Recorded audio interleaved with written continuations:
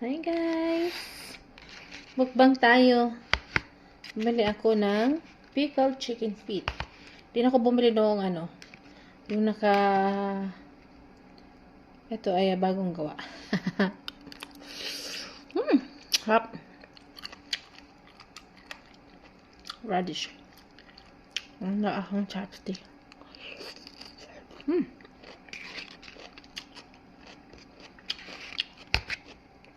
Ito pala yung ko. Ito lang yung halian ko at saka itong noodles. Lumabas ako. Tapos, bumili akong tinapay. Bumili din ako ng hopya. Hopya.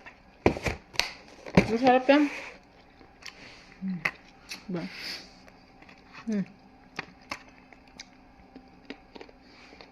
Naku po.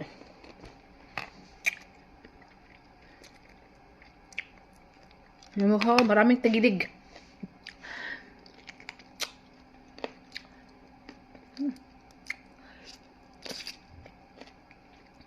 Nakalimutan ko, sana yung boneless na lang yung binili ko.